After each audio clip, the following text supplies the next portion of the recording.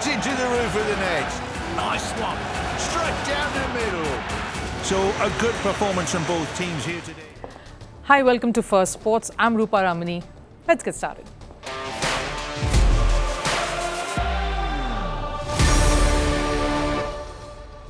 On the show today, is there a twist in the tale when it comes to Indian cricket's top job? Will Suryakumar Yadav come from behind and be the new man at the top as far as T20 cricket is concerned, or will Hardik Pandya be able to find favour? There is much drama in the BCCI corridors. We get you all the inside story on this one. Over in football, it was an emotional welcome for Kylian Mbappe in front of more than 80,000 Real Madrid supporters. Is his career path following that of the legendary Cristiano Ronaldo, and will Mbappe be able to emulate all the legends before him and what they've achieved? We get you his emotional responses from last evening too. And football rears its ugly head. Argentina and Spanish victory parades spark controversies. Argentinian players mock France. The association demands action. All the latest around this up ahead in the show, but first a look at the headlines in Sports 360. Over in football, Lionel Messi will not take part in Inter Miami's next two matches. The Miami captain has been sidelined due to an injury. Messi hurt his right ankle while playing the Copa America final for Argentina.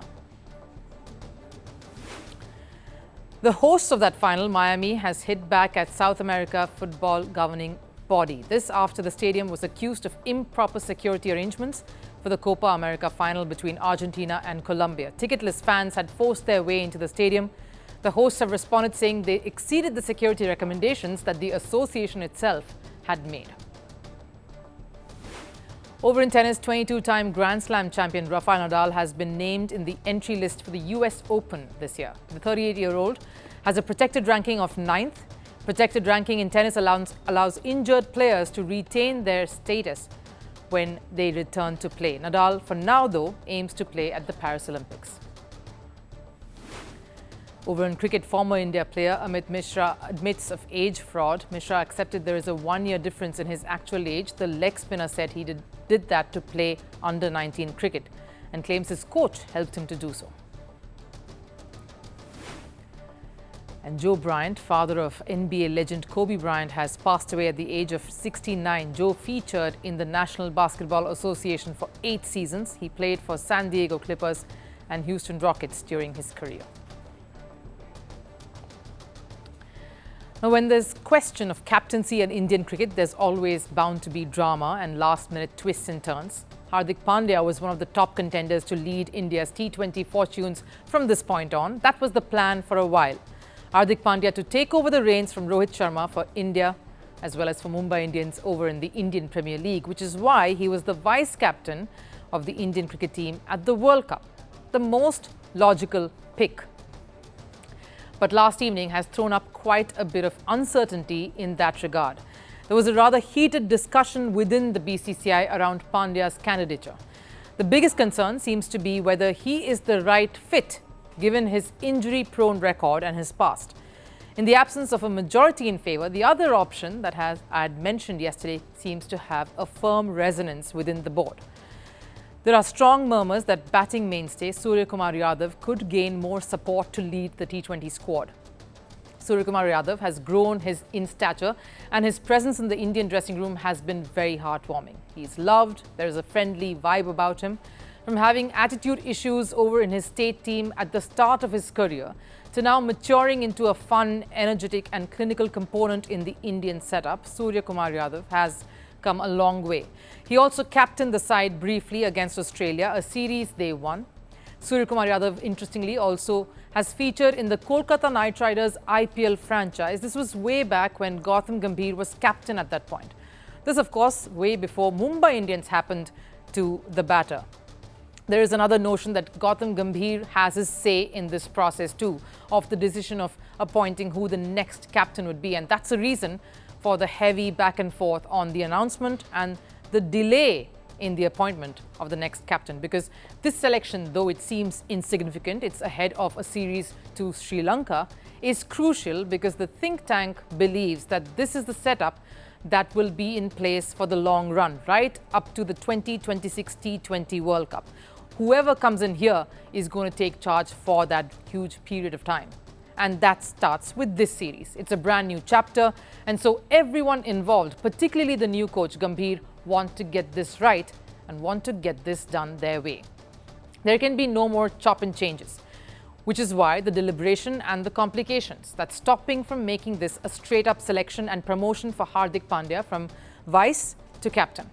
The other complication, of course, is the fact that Hardik Pandya has requested rest from the ODI series owing to personal matters that he needs to tend to.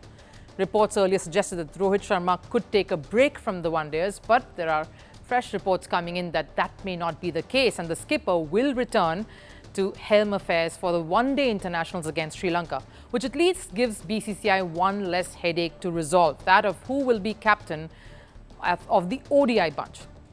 But here's my take on this. Captaincy is a crucial call.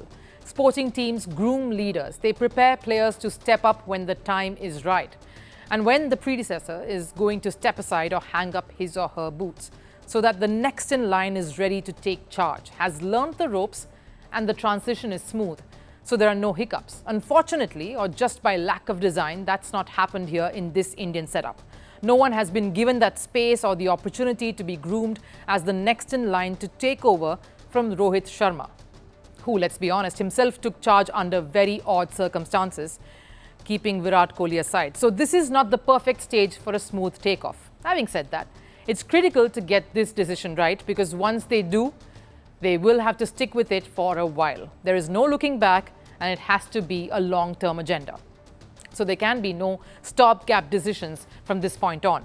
With a new coach coming on board, you need a captain who will have to sync up with him, and that relationship needs air and space to breathe and develop. So BCCI needs to get this one right and run with it. So if there are any second guesses on fitness or rapport, those doubts will have to be put to rest one way or the other. The only concern here, what will the repercussions and the backlash of sidelining someone who was touted to, was at least led to believe that he would be the next captain, be? Will the dressing room be a happy place, and will there be no friction within the system and within the setup with this decision? That's something the BCCI have to ensure.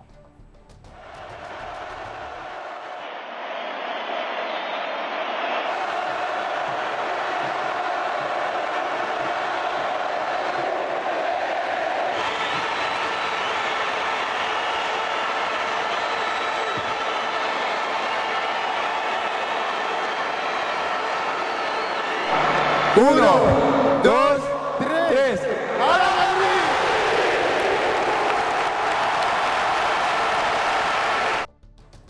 Two different eras, two different timelines, one that happened 15 years ago, the other just yesterday. After years of uncertainties, Mbappe's childhood dream of playing for Real Madrid took its first flight. Real Madrid unveiled the French captain in a grand ceremony. A packed Bernabeu cheered on Mbappe's coronation as the Real Madrid player. Yes, it was no less than a coronation.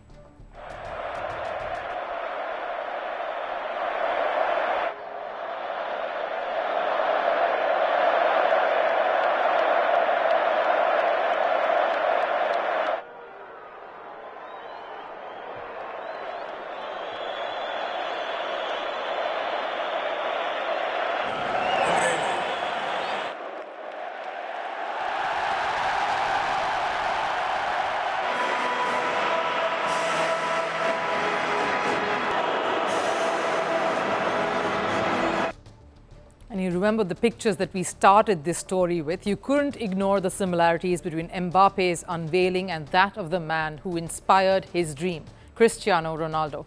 Years apart, and yet the emotion, the style, very same. It was like Mbappe had rehearsed what Ronaldo had done way back in 2009. It was singed in his brain so much so that it had become muscle memory for him. That iconic unveiling had become his ticket, Mbappe's passion and his goal. He wanted to be there doing exactly what Ronaldo had done many years ago, to pay homage to a legend and to start a brand new chapter. The walk, the kiss of the badge, the glittery eyes, all of that, it was the very same. In fact, the way they went to the podium, the warm smile, the very same jersey number 9. Over 80,000 people welcomed Ronaldo a decade ago More than 80,000 gleefully watched the young star last evening. A kid who once idolized Ronaldo was living his dream finally. A lifelong ambition of not just playing for Real Madrid but walking in the shoes of a legend. It was the most perfect tribute from Mbappe to Ronaldo. Yes, it's a nod to Cristiano. Always my idol as a kid, as I said. And I'm lucky now. He's a friend who gives me a lot of advice. He marked an era at Real Madrid. Ronaldo was almost 25 when he signed up for Madrid. Mbappe is currently 25 as he replicates the very same. Before joining Madrid, Ronaldo was an established star at Manchester United. He was scoring goals, had won Champions League, had domestic titles to his name. He was a legend at United. Despite all of that, Ronaldo left that club to join his dream side, Real Madrid. Mbappe has uncannily mirrored the very same mentality now. Mbappe was a PSG legend by the time he left Paris Saint-Germain, and yet he took that brave call to join Real Madrid, his dream club. Even during the transfer, Mbappe's move was blocked by PSG. With Ronaldo, Alex Ferguson was not really ready to let the Portuguese star go. Ronaldo and Mbappe pose similar mindsets. They want to show they are the best players on the pitch. They both are fearless in the face of challenges, and they are two bona fide leaders. So for Mbappe, his career has certainly been following in the footsteps of Ronaldo. And given the magnitude of this achievement, Mbappe couldn't really hold back his emotions. I knew that my destiny was to play for Real Madrid and that it would come one day. I will give my life for this club and for this badge. I wasn't the best at school, but in Spanish, I was 100%. Because as I said, I knew I had this dream of one day playing for Madrid. But it didn't go as planned for him. He had to fight and stay patient, navigate the political turmoil that raged around him. Mbappe waited for close to 3 long years. He never lost sight of what he really wanted, and he was willing to go the distance to achieve this one big dream. For me, Real Madrid was the only option. I had many offers from different clubs, but I always said the same thing. When I leave Paris, it will be to go to Madrid. I was close to signing for Madrid 3 years ago. That is also part of a footballer's life. As I said, the past is behind me. Many things happened in the past. What I think about is the present. Yes, it's been a very dramatic and a very eventful 2024 for Mbappe, with him being in crossfires for months, trying to keep his vision even as there was mayhem all around him, as various invested parties kept pulling him in all possible directions. You could also sense the relief finally, the relief and the composure of finally crossing the line. But the evening was not all about only Ronaldo and Mbappe reliving his childhood hero's moment in front of the world. In that crowd at Bernabeu was a legend who probably had a key role to play in igniting Mbappe's Real Madrid passion. Former Real Madrid manager and French legend Zinedine Zidane, who welcomed Mbappe to his new home, the foundation of which was laid by Zidane himself more than 12 years ago. It was Zidane who invited Mbappe for a training session at Real Madrid back then. Zizou, who played his part in planting that seed and fueling the passion, had given Mbappe his car to come all over and be amazed at a prospect that would go on to dominate Mbappe's passion. Ronaldo and Zidane, that's two legendary footballers, two big shoes to fill. A lot of pressure for Mbappe. Pressure to live up to these names and script a chapter more magnificent than theirs, because records are meant to be broken and history meant to be reshaped, rewritten. And if the recent past has taught us anything at all, it's that Mbappe knows how to soak up the pressure. He dodged diplomatic bullets, overcame political hurdles, held strong through wave after wave of criticism and spite that came from leaving PSG before he could finally sit on the shores of Madrid. So if anyone can take Real Madrid to even greater heights now, it could well be Kylian Mbappe.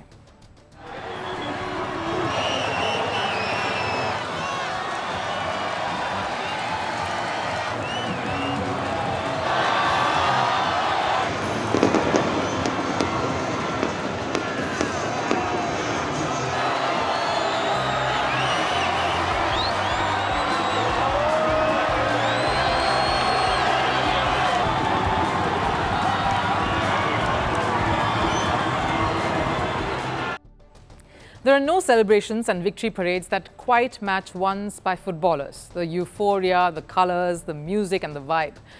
And this week saw two victory marches, one by Spain post the Euros win and the other by Argentina for their Copa America triumph. Now, I love a good celebration where players let their hair down, there is unbridled joy, passion, the crowd cheering and adoring their antics and everyone lapping it all up. But it is in these moments that many quite forget and cross a line. That can bear repercussions and leave a negative impact. And that's what happened in both these victory celebrations. Now, I'll start with Spain. The revelry turned sour after many heard this.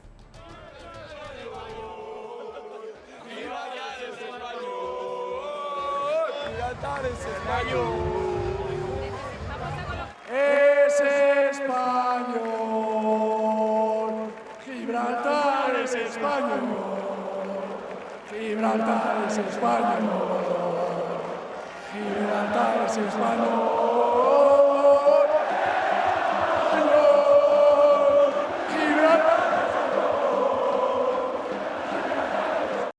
Controversial chants by star players in the lineup, Rodri and captain Alvaro Morata. It had nothing to do with the triumph. Players were chanting Gibraltar is Spanish and seen grooving alongside them, the boy genius Lamine Yamal. Gibraltar is currently a British overseas territory, but Spain continues to claim Gibraltar to be part of theirs. Gibraltar is also a full member of UEFA and was part of Euros qualifier. This little episode did not go down too well with the Gibraltar Football Association either. This is a totally unnecessary mixing of a great sporting success with discriminatory political statements that are hugely offensive to Gibraltarians. The lamentable use of the platform of celebrations around winning the Euro Cup for advancing the idea of usurping the territory of Gibraltar is contrary to the principle that sport should not be used to advance any political controversial ideology.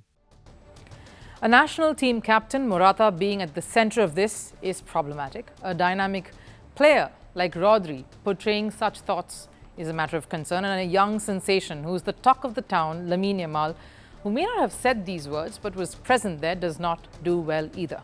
A lot of youngsters in Spain look up to these players. It's good to be opinionated, to have a voice, to stand up for what's right and what's wrong, but there is a time, there is a place, and there are certain issues that just is simply not required or has any connect to the world of football. During Euros, when Albania and Serbia supporters displayed nationalist flags and banners, it sparked a huge controversy. UEFA fined the federations of both the countries, penalised for an act that their fans indulged in. So why let the players off the hook? As custodians of the sport and as public figures, shouldn't they bear a sense of larger responsibility? But if you thought Spain went overboard, the Copa America winners Argentina took it a notch higher through a racist and discriminatory song.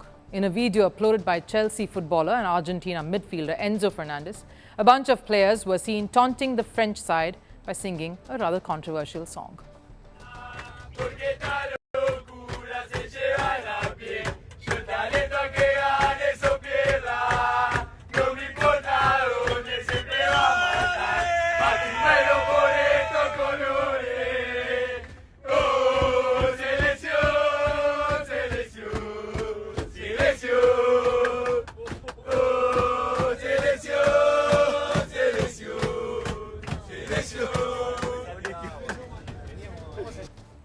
Again, nothing to do with their triumph. The very same lyrics sung by Argentina fans whenever these two sides clash. It even targets French players' sexuality preferences in a very condescending note. Not the kind of stuff that players representing a country, match winners, role models, kids look up to should be heard propagating or even uttering.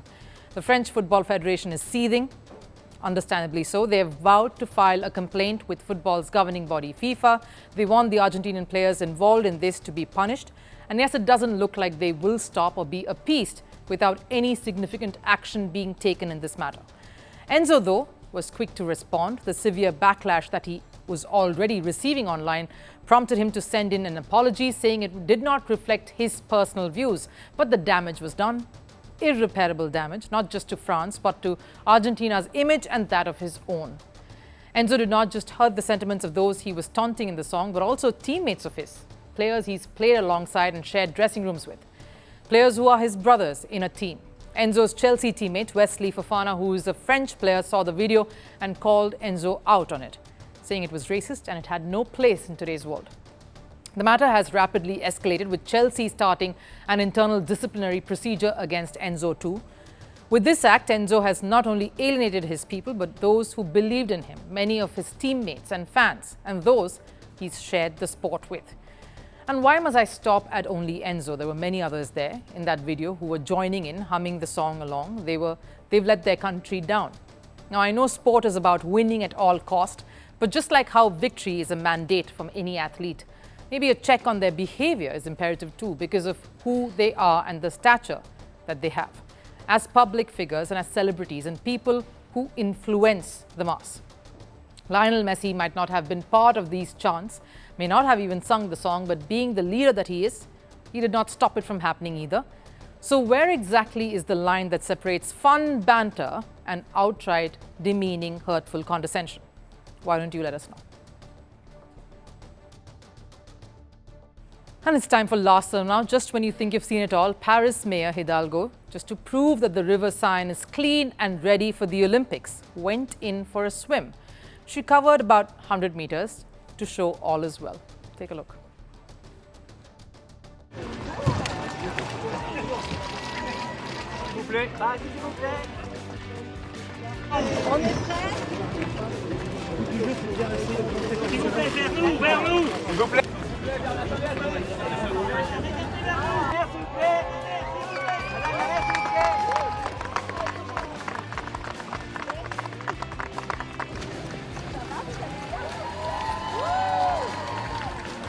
Super.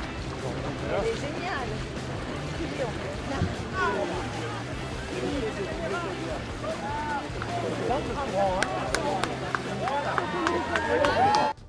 Quite a brave attempt there, but that does it here on First Sports. I'll see you again tomorrow. Till then, do take care.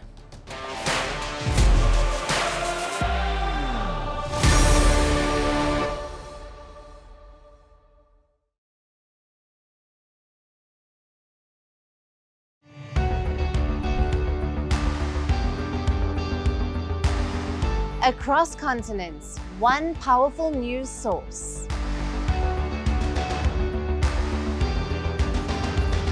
Bringing you diverse perspectives on the issues that matter.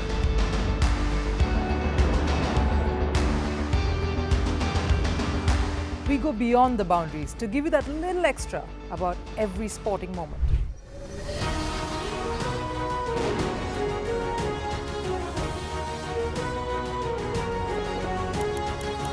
So thank you for making Firstpost 5 million strong. We're counting on your support, and you can trust us to bring you the news unfiltered and unvarnished.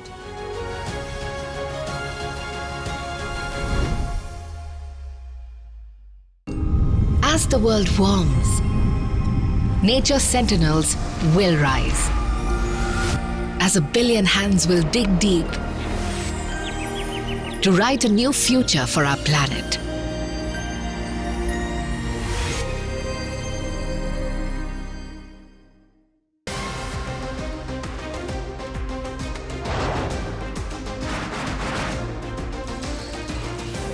On the show today, the T20 World Cup bandwagon has moved across to the West Indies. What can we expect from this? Hello, I'm Alison Green, coming to you from Durban, South Africa. Today we have a special show. Start with a report on India's shifting nuclear posture. The first time since India officially became a nuclear power. Hello and welcome to Firstpost America. I'm Aaron Ham, coming to you live from the nation's capital,